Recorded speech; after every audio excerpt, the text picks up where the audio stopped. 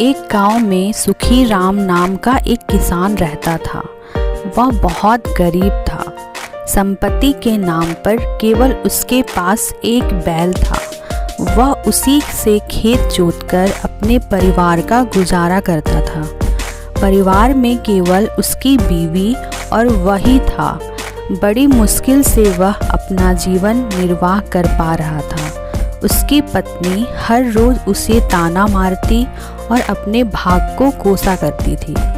लेकिन सुखी राम दिल का सच्चा और शिव जी का भक्त भी था।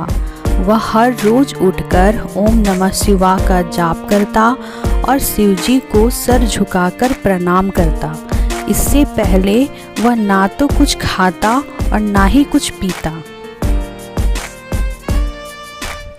पूजा पाठ करने के बाद वह अपने काम में जुट जाता है और बैल को लेकर अपने खेतों पर चला जाता।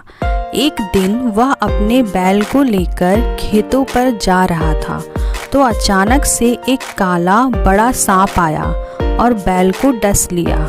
सुखी राम को इसका अंदाज़ा भी ना लगा। कुछ देर चलने के बाद बैल अचानक से गिर गया। सुखी राम कहने लगा, इसे देखो, आलस के मारे सो गया। उठ भी जा, हमें बहुत सारा काम करना है, वरना शाम को तेरी मालकिन खाना भी नहीं देगी।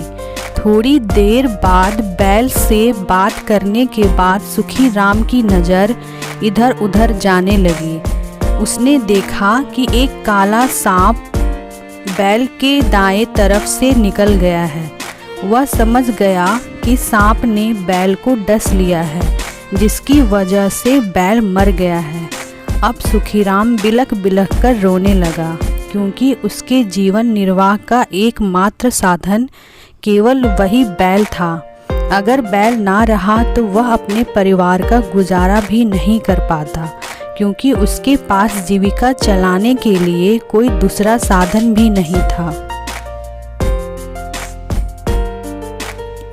वह जोर जोर से रोने लगा और शिव जी से विनती करने लगा कि हे महादेव, आपको तो पता ही है यह बैल ही है जो हमारे परिवार का गुजारा कर पा रहा है। अगर यह नहीं रहा तो मैं तो जीते जी मर जाऊंगा। रोते रोते सुखी राम बैल के पीठ पर ही अपना सर रख के सो गया और शिव जी का जाप करता रहा। कुछ देर बाद शिव जी वहाँ प्रकट हुए और बोले, सुखीराम उठो, क्या हुआ? तुम इस तरह से क्यों रो रहे हो?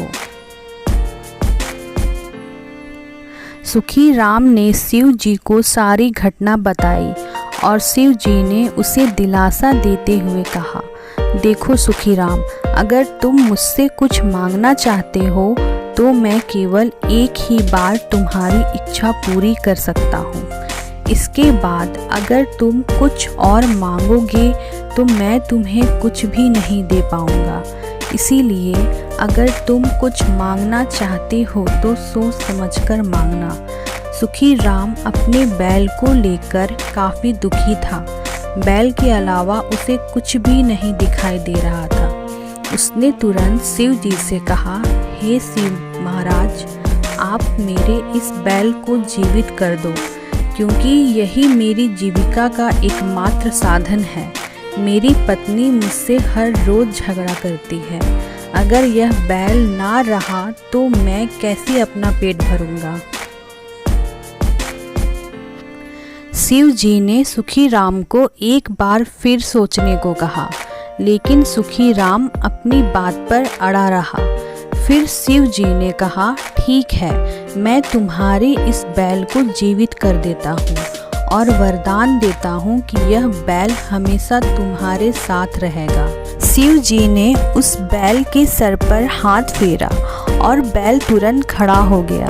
यह देखकर सुखी राम काफ़ी खुश हो जाता है और वह शिव जी को धन्यवाद देते हुए सीधा अपने घर जाता है। आज सुखी राम बहुत खुश था, क्योंकि आज उसने शिव जी के भी दर्शन किए और साथ ही अपने मरे हुए बैल को भी जिंदा घर वापस ला पाया।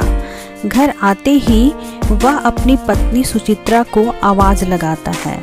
उसकी आवाज़ सुनकर सुचित्रा गुस्से में बोलती है, क्या हुआ, क्यों चिल्ला रहे हो? सुखीराम बोला, अरे सुन, आज पता है मेरे साथ क्या हुआ? सुचित्रा बोली, हाँ हाँ, आपके साथ तो हर रोज़ कुछ ना कुछ होता ही है, चलो आज बता दो क्या हुआ। सुखीराम बोला, आज पता है मैंने बाबा के दर्शन किए। सुचित्रा बोली, बाबा?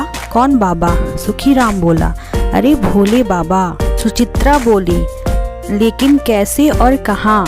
सुखीराम बोला, आज सुबह जब मैं खेतों पर जा रहा था अपने बैल को लेकर, तो अचानक से एक काले सांप ने उसे डस लिया और उसकी मौत हो गई। यह सब देखकर मैं रोने लगा और शिवजी का जाप करने लगा। कुछ समय बाद भोलेनाथ खुद प्रकट हुए और उन्होंने मेरे मरे हुए बैल को भी जिंदा कर दिया। उन्होंने मुझसे कहा था कि मैं उनसे कुछ भी मांग सकता हूँ, तो मैंने अपने मरे हुए बैल के प्राण मांग लिए। सुचित्रा सुखीराम की बातों को ध्यान से सुन रही थी। यह सब सुनकर उसने तुरंत सुखीराम को डांट लगाते हुए कहा, हाय रे मेरी फूटी किस्मत। खुद भोलेनाथ ने आकर इस लाचार को दर्शन दिए और खुद कहा कि मांगो जो मांग सकते हो, लेकिन इसने मांगा भी तो क्या, एक बैल के प्राण। इस बैल से तुम कितना कमा लोगे? कब तक तुम यूं ही एक गरीबों की जिंदगी जीते रहोगे? धन संपत्ति, घर मकान, गाड़ी बंगला मांगने की बजाय एक बैल मांगा।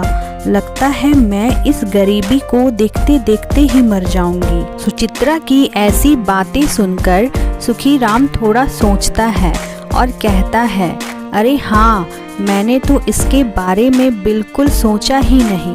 कोई बात नहीं सुचित्रा, मैं कल सुबह दोबारा जाऊंगा और शिव जी से धन संपत्ति, गाड़ी बंगला मांगूंगा। तुम झगड़ा मत करो। अगली सुबह सुखीराम फिर से उसी जगह जाता है जहाँ पर शिव जी ने उसे दर्शन दिए।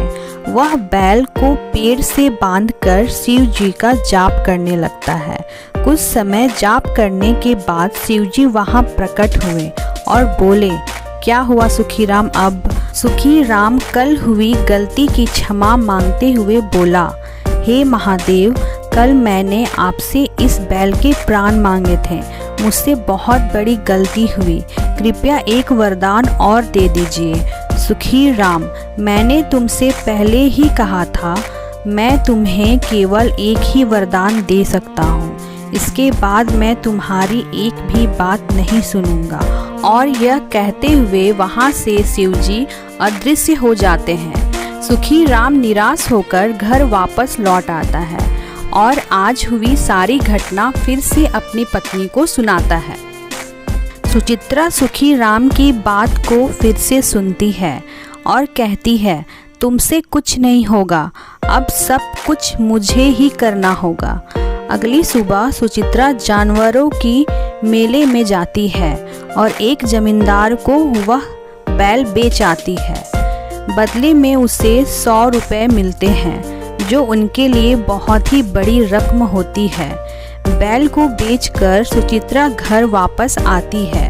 सुखीराम सुचित्रा को आवाज़ लगा रहा होता है। तभी सुचित्रा जाती है और कहती है, क्या हुआ, क्यों चिल्ला रहे हो? भाग्यवान, कहाँ चली गई थी और मेरा बैल कहाँ है? सुचित्रा बोली, पहले यह 100 रुपये पकड़ो। सुखीराम बोला, 100 रुपये, इतने पैसे कहाँ से आए? सुचित्रा बोली, अरे मैंने वही बैल बेच दिया है, उसकी कीमत है। सुखीराम बोला, बैल बेच दिया? तुमको तो पता ही है केवल बैल ही है जिसकी वजह से हम अपना परिवार चला पा रहे हैं, और तुमने उसे ही बेच दिया। अब हम इस 100 रुपये से कब तक अपना घर चलाएंगे? सुचित्रा बोली, तुमसे तो कुछ नहीं होगा, अब मुझे ही सब कुछ करना होगा। देखना, मैं तुम्हें इस महीने के अंत तक ढेर सारा पैसा कमा कर दूंगी। उन दोनों के बीच में बातचीत हो ही रही थी कि अचानक वहाँ बैल प्रकट हो जाता है। यह देख सुखी राम और सुचित्रा बहुत खुश होते हैं। सुचित्रा की सारी योजना अब सुखी राम को समझ आ गई थी। अब हर रोज सुखी राम बाजार जाता और बैल बेचकर हर रोज 100 रुपया लेकर आता। इसी तरह चलता रहा और 1 महीने में उन्होंने अपना अच्छा सा घर, गाड़ी और ढेर सारा पैसा कमा लिया। अब वे दोनों एक सुखी जीवन जीते हैं।